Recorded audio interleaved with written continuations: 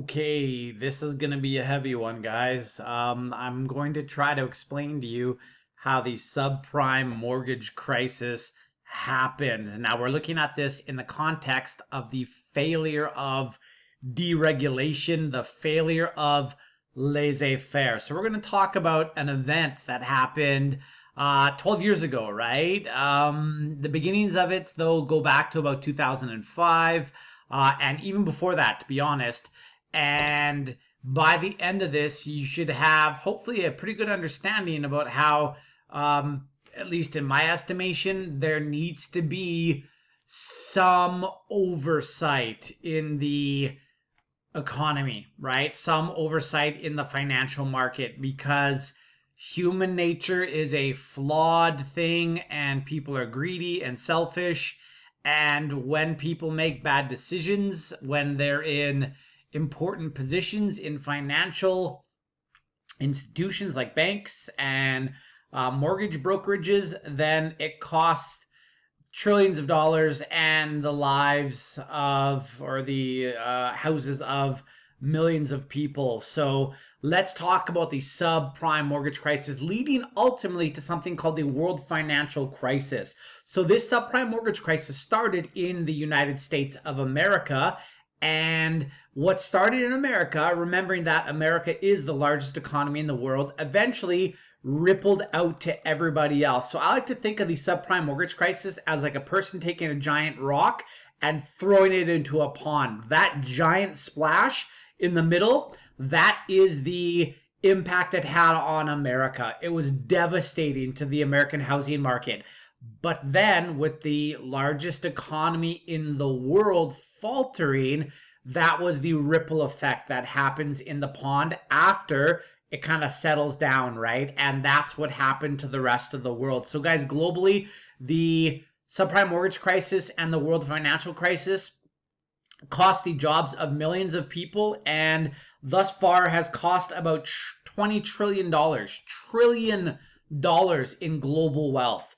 So guys, this hopefully will give you a bit of appreciation excuse me, for the need for economic regulations. Let's get moving.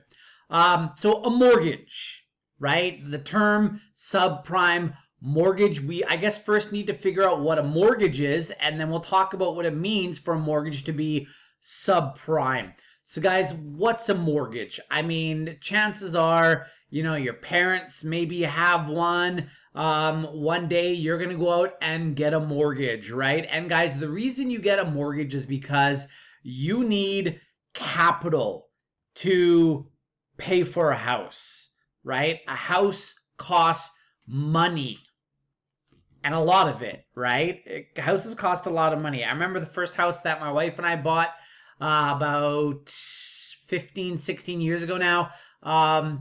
It was just actually not too far from where I live here in Foxborough, and it was $272,900, and that seemed like an unfathomable amount of money because the first house that my parents bought in 1980 was like $78,000, right? So anyways, why do we get mortgages? Well, guys, we get mortgages because that housing purchase price, right? That in the case of the one that I bought, $272,900, I didn't have that amount of money in the bank. We had money saved up, but that was merely a down payment, right? And of course, you put that against something called the principal of the mortgage. So if the house costs $272,900, we put down, I don't know, $20,000, right? That brings it down to $252,900, and that is the amount we are mortgaging. So we borrow from the bank to the tune of $252,000, and that mortgage is spread out over X number of years. Usually, mortgages are spread out over 25 years. Now, if there's one thing the educational system doesn't prepare you guys well for, I think, in my estimation, it's the financial world beyond high school and how everything has consequences. And we'll talk about consequences later on here. Now, guys, banks love giving out mortgages. They love mortgages. Why? Well, I'll tell you another story. The second house that my wife and I bought, we bought for $433,500, and it's about 2 blocks away from the first house that we owned, right? And um, if we do a little bit of math, let's just say the house was $450,000. I want you guys to see this here.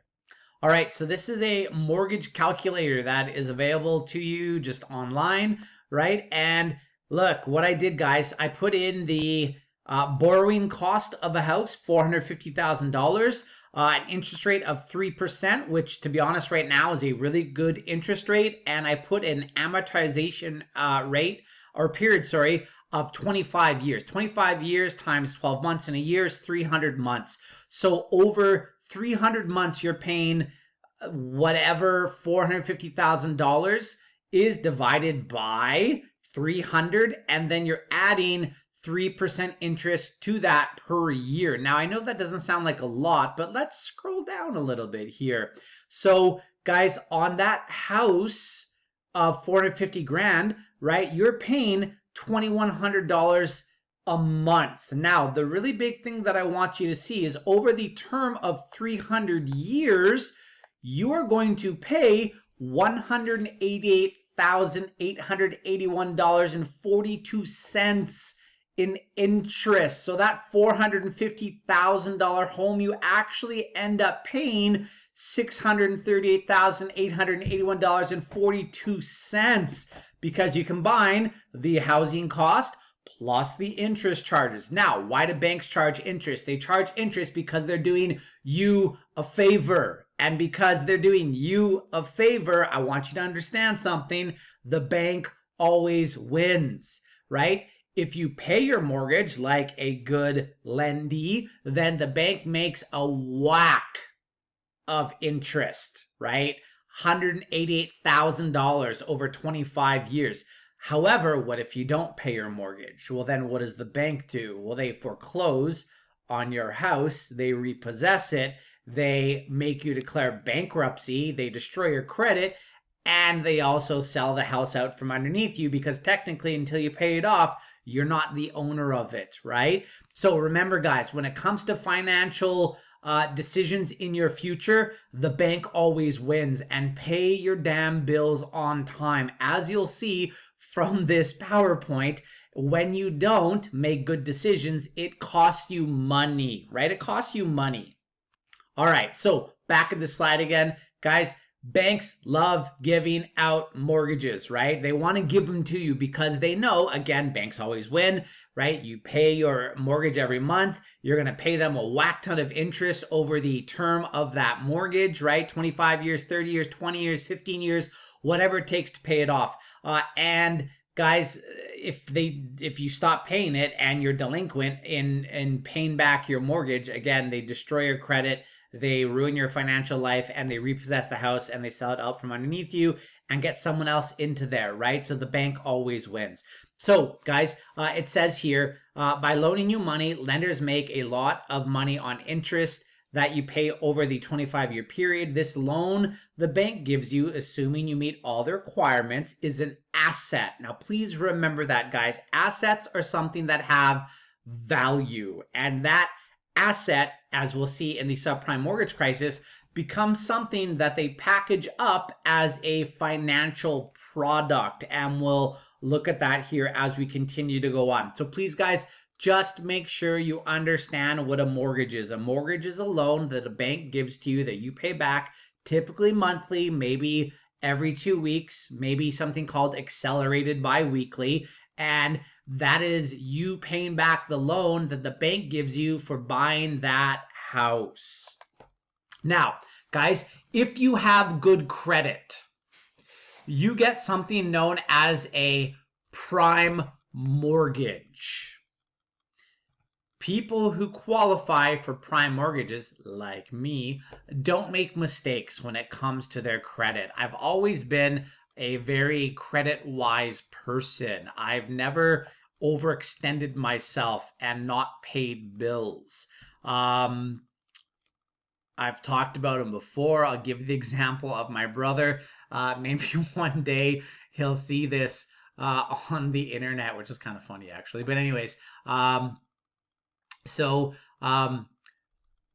this individual, he had a history of not paying back his bills. And as a result, when it came to getting a mortgage from a bank, he didn't qualify because he had a demonstrated history of not paying back his bills. As a result, he became a subprime candidate for a mortgage. So smart people pay their bills when they're supposed to pay them in full. They get prime loans. People who are a bad risk from the eyes of the perspective of a bank because of a demonstrated history of not paying back your loans, right? Not paying your bills on time, they get something known as a subprime mortgage. Now, what does that mean? Well, if you get a prime mortgage, you might get an interest rate of, let's say right now, 2.6%.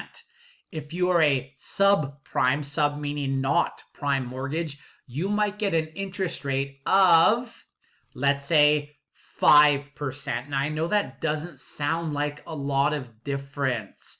But please understand, guys, that for every 1% difference on your mortgage, it equates to tens of thousands of dollars over the term of the mortgage. Let's actually have a look at that. All right, we're back on that mortgage page. So in the last scenario, right, it was $450,000 at 3% interest per year for 25 years. And the amount of interest paid, if you remember, was $188,000 over the term of the loan.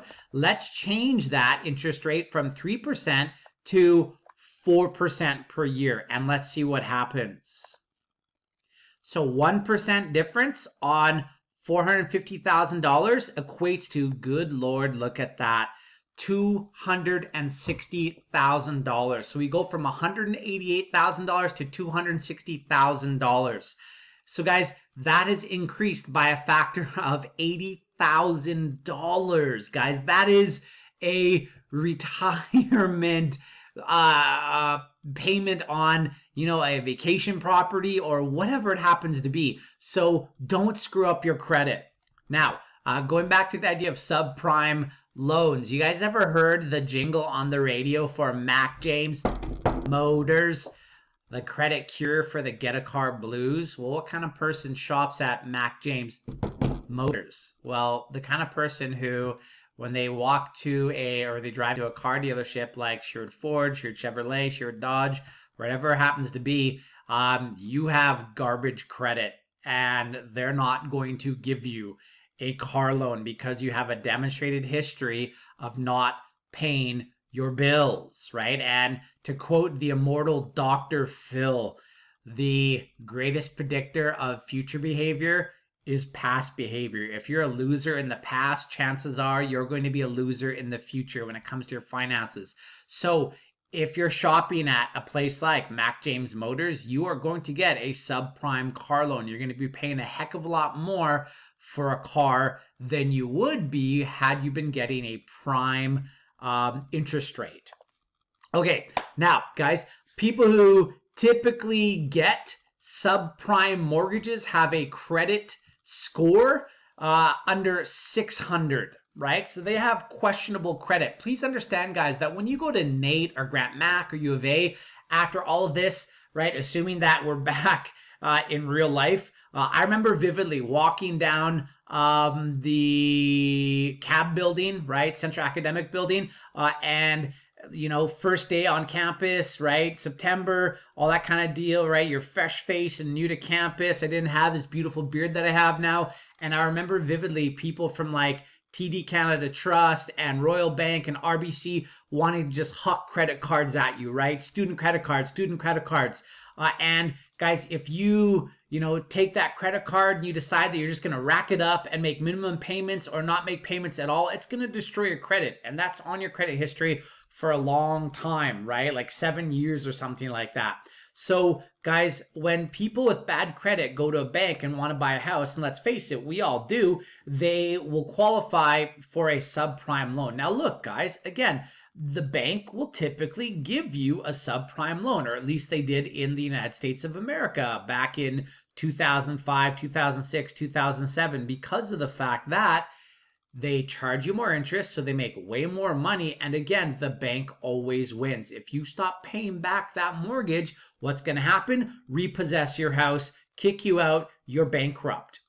So because a financial institution like a bank is taking more risk with a subprime borrower, right? That being you who's a loser because you don't pay back your bills, they want more money in the form of interest. The key understanding here, guys, is that a subprime borrower gets a higher mortgage interest rate, right? It says that right here on the screen. And guys, that higher interest rate means you have less disposable income for things like vacations, for things like a new car, for things like getting braces for your kid, swimming lessons, that trip to Hawaii you wanted, whatever it happens to be, right? Money is valuable. So hold on to it and don't give it away. So banks in the US love these mortgages, right? These subprime mortgages, as they had a huge cash cow. And as long as subprime borrowers were paying back their mortgages, everything was all good. But once they stopped paying back their mortgages, as we will see, that's when everything blows up. Now, step one, how did we get to everything blowing up? Step one, guys, of everything blowing up was a deregulated financial market. Remember in the last module when we talked about neoconservative supply side trickle down economics, right? We said one of the big things that people on the right believe in when it comes to the financial sector is in deregulation. So in the 1980s, under President Ronald Reagan, the financial services industry was vastly deregulated. The government relaxed rules on borrowing, lending of money, how much you have to have down, etc. So guys, it says America has always been a state that's traditionally rejected the interference of government in the lives of citizens. And of course, guys, this goes back to the foundational idea of America, right? America was founded because of these colonists said that, right? They did that to King George of Britain, who has taken their money in the form of taxes. So Americans have this phobia of government. And I mean, Ronald Reagan was quoted as saying, probably one of his more famous quotes, right? I'll quote Ronnie in this case. He said, government is not the solution to your problems. Government is the problem. So guys, America is a state that is traditionally accepting of laissez-faire principles, especially economically. Blah, to capitalism, right? That's my Howard Dean impression. Now, as I mentioned, beginning in the 1980s under Ronald Reagan, deregulation became a very popular thing. It was believed that deregulation would allow people to live the American dream. It would allow banks to make huge amounts of money. They believed that this was the path to prosperity. So Reagan, a heavy supporter of Chicago School of Economics, he's like, we got to deregulate the financial services industry, and that's what he did. So they relaxed rules on basically everything. And then President Bush, Herbert Walker Bush, Bush 1.0, continued with the relaxation of lending rules. He continued to deregulate. He was a Republican, just like Reagan. And then, and this is the part that's weird, Bill Clinton, after Bush 1.0, repeal something known as the Glass-Steagall Act of 1933. And Glass-Steagall was incredibly important in setting up the subprime mortgage crisis. So Glass-Steagall, guys, was an act created by FDR and the New Deal.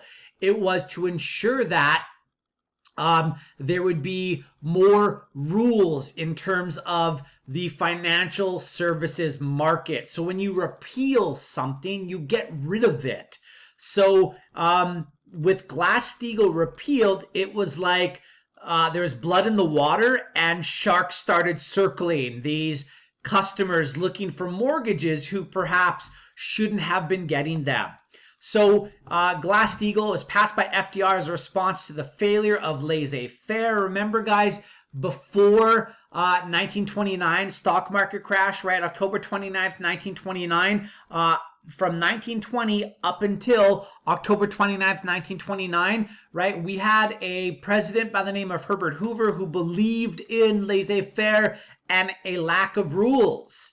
And with the stock market crash happening, a lot of people pointed the finger, rightly or wrongly, right? And I think there's some merit to this argument that laissez-faire and deregulation was to blame for the stock market crash, which precipitated the Great Depression. It was one of many causes, right?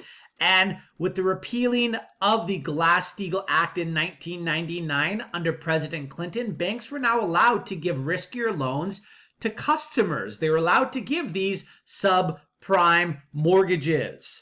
And banks were also now allowed to depersonalize the relationship between the lender and the bank, right? Typically, guys, like there was a very close relationship between person who wanted to buy a house and then person at the bank loaning you the money.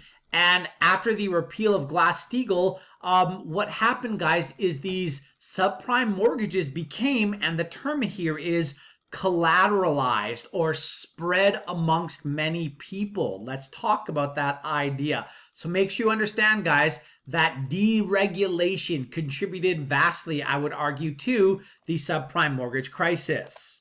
So collateralized debt obligations. What the heck does this mean? Remember, guys, people, when you invest, want to make money. People invest in stocks, people invest in real estate, and real estate traditionally is or was a very stable investment market. Typically, housing prices have gone up over time. Sure, we'll see little blips, but if you stay in the housing market long enough, typically you make a fairly good amount of money. Now, guys, these CDOs or collateralized debt obligations, what they represent was subprime mortgages, these debtor obligations for paying back their mortgages had value. Banks decided they could package these debts as a financial product. I know it's crazy, right? But this is an asset. It has value. As long as they pay it back, everything should be good. So because a mortgage represents something of value to a bank, they decided that, you know what, we could package these debts, these mortgages, and a mortgage is a debt until you pay it off, as an asset. And this asset, whether it was prime or subprime, was packaged as a financial product for banks or financial institutions to sell to investors, right? And here's the crazy thing about it, guys. These CDOs, right, which were really subprime mortgages, they were like the mortgages of like losers who typically weren't paying their bills.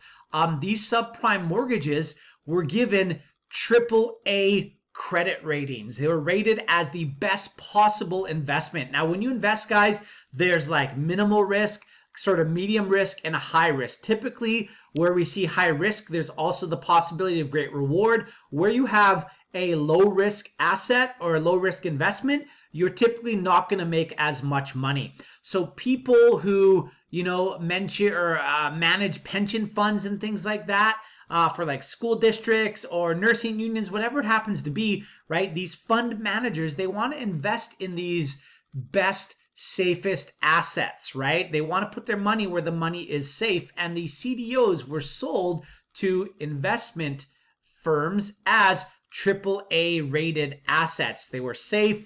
Nothing could go wrong with them. They didn't know that they were actually the debts of these people who typically weren't great at paying their bills. So guys, it says by selling these assets to investors who are now also taking risk on the investment, banks are getting paid twice on the mortgage. So another factor, guys, of the subprime mortgage crisis, I would argue, was greed. The greed of banks, the greed of rating agencies like Moody's and Standards & Poor's and stuff like that. The greed of typical homeowners that wanted to live the dream. Let's say you were making, only $50,000 a year, but with the relaxed lending rules that occurred after Glass-Steagall was repealed, with only 50 grand a year of income, people were like going out and getting houses for $750,000, which is a crazy amount to be going out and getting a mortgage for based upon the income of that individual. So, do you see a problem here? You should. So, the CDO House of Cards, right, guys? So, the House of Cards remains stable insofar as the people who got the subprime mortgages kept paying back their mortgages. But invariably, guys, what happens to people who are risky? Well, if there's an economic downturn and they're stretched as far as they can be, and they have to choose between, putting food in their children's mouth or paying for this big expensive house that they could just barely afford, and now that they've lost their job or whatever it happens to be, now that they can't afford it, right, you're going to choose feeding your kid, getting rid of that house and moving into something smaller. And guys, that's basically what happened here. Or people just simply didn't pay back their mortgages. So remember, guys, these assets only have value if people pay back their mortgages, and invariably these financially risky individuals stop paying back their mortgages. And what happens, guys, is when houses in an area all of a sudden become foreclosed on because the bank's like, you're out because you're not paying your mortgage, that causes a increase in supply. When there's an increase of supply of something and demand remains stagnant, what happens to the value of it? It goes down. And let's say instead of one house, it becomes two houses, three houses, four houses. What do you think happens to the housing values in areas where you see a mass amount of foreclosures? They fall like the Hindenburg Nazi blimp, right? After it exploded. So that's not cool. I actually know people who, during the subprime mortgage crisis and the American housing market crashing, who here in Canada, because we didn't get hit the same way, they went and bought like a house in Florida, because at that time the dollar was basically on par, and they got a house that the bank was just begging to get someone in, right? They wanted someone to be paying for this asset that was just sitting in their inventory. And they bought like a vacation property in Davenport, Florida, right just outside of Orlando, for like $150,000. And then when the housing market rebounded, that house is now worth like $450K. They have a tiny little mortgage on it that they're now renting the house out to people when they're vacationing, or at least they were before COVID. And these people are paying their mortgage. In the end, once they sell that house, they're going to have this massive asset, which is really, really cool. Okay, so let's move on. So the first card is pulled, the house falls. So by giving mortgages to individuals who would not have qualified for them had it not been for the repealing of the Glass-Steagall Act, a rigged game was created. I want you guys to understand this. Banks knew that these people, in a lot of instances, would not be able to pay back their mortgages, but they gave the loans out anyways. Why? Because whoever was selling the most mortgages at some of these brokerages were being incentivized with bonuses and things like that to be giving out the most mortgages, which is kind of crazy. So guys, it was not uncommon for people to be mortgaging 99.3% of their home value, which on a $400,000 house, you're only putting $3,000 down. It's pretty easy to walk away from a house if you only put $3,000 down, right? Here in Canada, typically they want at least 5% down to avoid something called CMHC, Canadian CM Mortgage Housing Corporation financing, which it's like an insurance policy against you because you didn't put enough money down.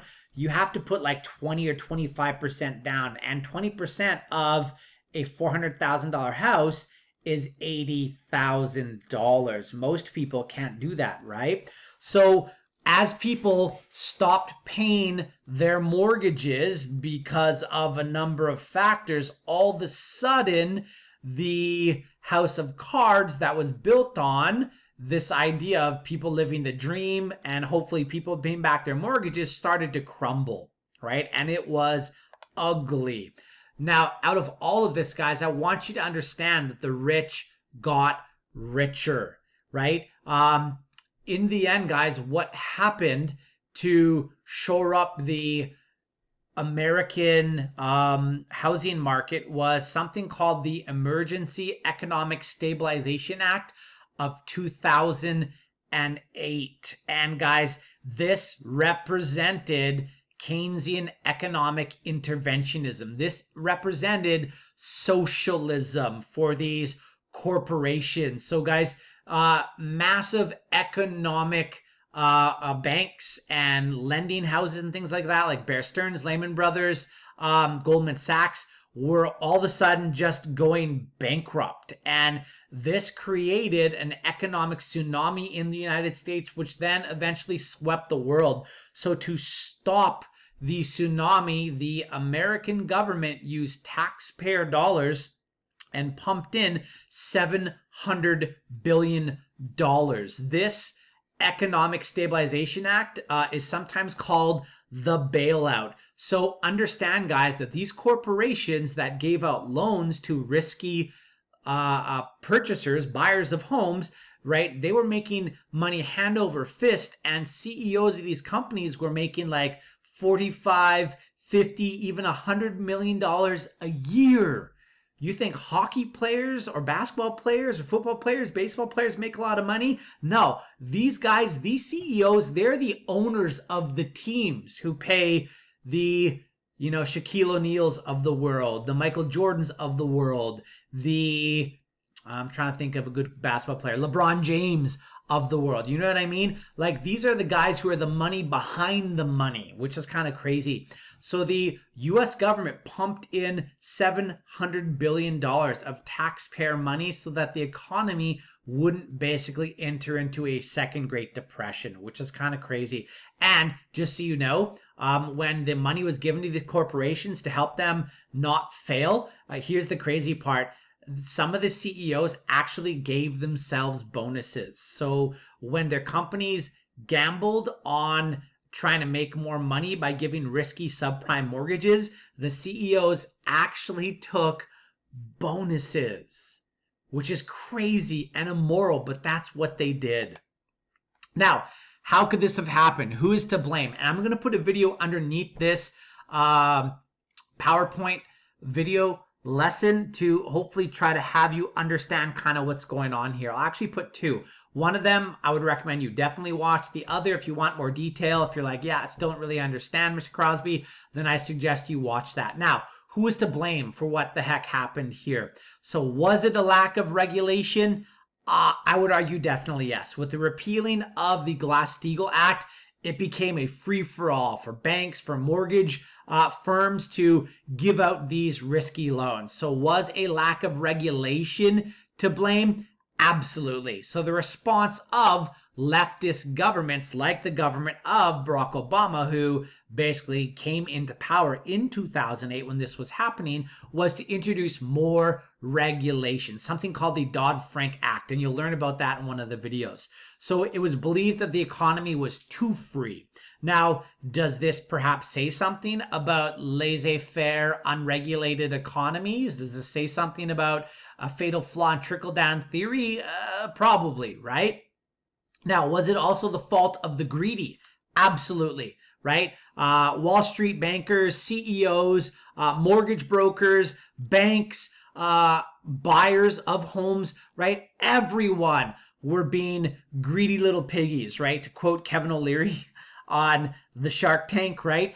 Everyone was being a bunch of greedy little piggies. Homeowners were greedy because they wanted more than they could actually afford. Banks and investment firms were greedy too, wanting to make more of that piggy money if they could. So was it the fault of government? Well, we probably could point the finger at government as well. So because of the fact that it was government who relaxed the rules, right? They're the ones who repealed the Glass-Steagall Act in 1999, and this led to one heck of a financial meltdown that, again, reverberated across the entire globe. So the consequences, guys, in the U.S. beginning in 2008, many banks shut down due to people not paying their mortgages. This, of course, saw thousands of people lose their jobs. the AAA rated asset, right? These subprime mortgages, these CEO or CDOs became worthless, and people who invested in them thinking that they were good investments lost everything. I actually, my dad had a buddy who was retiring at around this time, and his investment portfolio had some of these investments in it, and he lost something like, I'm going to say $100,000 of retirement money, and he ended up having to work an extra couple years to make that money back. So the economic collapse in the US has since spread to the entire world due to the interlinked nature of globalized economies, and recessions have not only happened in the US but in Canada and many other European nations. So it hasn't been pretty. Now, putting it all back together. So guys, the metaphor, right? You might hear like the housing crisis referred to as a housing bubble, right? And when bubbles burst, it represents the idea of prosperity coming to an end and bad times starting. If you remember the idea of a bull market and a bear market when I explained it to you, right? With the bubble bursting in mortgages, this began a bear market. We went from a bull market, right, in mortgages where people are making money, to now a bear market where people are losing their homes, people are being foreclosed on, and things are going really, really bad. So America, guys, had to create a stimulus package under George W. Bush, and this continued with Barack Obama. And now, guys, that $800,000 initial loan to these different mortgage and financial service providers has actually topped over $1 trillion, right? Over $1 trillion. So tax dollars of the people who bought these AAA rated assets and lost everything was used to bail out the very companies who caused these people to lose everything. Think about what I just said, right? Tax dollars of the people who bought these AAA rated assets, because rating agencies said that, some people lost everything. And then their tax dollars were used to bail out the companies who caused them to lose everything. And again, some of those CEOs actually gave themselves bonuses. So what about Canada? Why didn't we get hit as hard as the United States of America? Articles that I have read about Canada back in 2007, 2008, 2009 suggest that because we are more socialist, we are more leftist, we believe in more economic control than the United States of America, it is suggested that Canada's socialistic nature, because of the rules we have in the financial services industry, this actually saved our bacon and Canadian bacon, back bacon, because of the fact that banks simply were not allowed to give out subprime mortgages. They just weren't. So, guys, but here in Canada, because of the US situation, our economy slowed down as well. Canada exports a massive amount of goods to the US market, and the Canadian economy slowed down because of these greedy piggies wanting to make more money. So the response, guys, of the Canadian government at this time was Keynesian in nature, right? And I talked about this in one of the previous modules, one of the previous videos that I did, where I talked about Canada's economic action plan, where they created the idea of like Keynesian public works programs, right? Building roads, building schools, building hospitals, bridges, whatever it happens to be. There were literally thousands of them scattered across Canada, where the government of Canada went into deficit spending mode to help keep people employed, to keep money in their pockets so that the economy wouldn't slow down. So the response, guys, of the Canadian government was socialistic in nature, right? The economic action plan. The response of the American government to the problem of a deregulated financial free fall was socialist in nature, which is kind of ironic. It seems like most American capitalists, they hate socialism until it comes to them needing to be bailed out, and then they want that public money. So generally, people on the right believe in socialism for the rich, but not for the poor, which is a tad bit ironic, right? If they truly believe in free markets, then what should have happened is those businesses should have failed, and it should have taught them a lesson, and they should have been gutted, and they should have learned from their mistakes. But of course, that would take incredible courage on the part of government to let literally millions of people lose their job or jobs, and perhaps cause like them to be angry and going after these individuals who did this to the economy. I mean, it would be a really bad situation. So I mean, they didn't let it happen, but maybe it needs to happen. Maybe it needed to be like a French Revolution situation where people had pitchforks and torches and had the heads of these bankers who were giving out subprime mortgages on pikes to teach everyone a lesson. I'm just kidding. That shouldn't happen. Okay. Anyways, guys, that is it for the subprime mortgage crisis. Good God, that was a long time. I'm sorry, Lord, for how long that took. But yeah, I want to make sure that we get this. So anyways, guys, peace. I love you all. I'm sorry about how long this was. Hopefully you watched it at 1.25 times. Yeah, we'll see you later.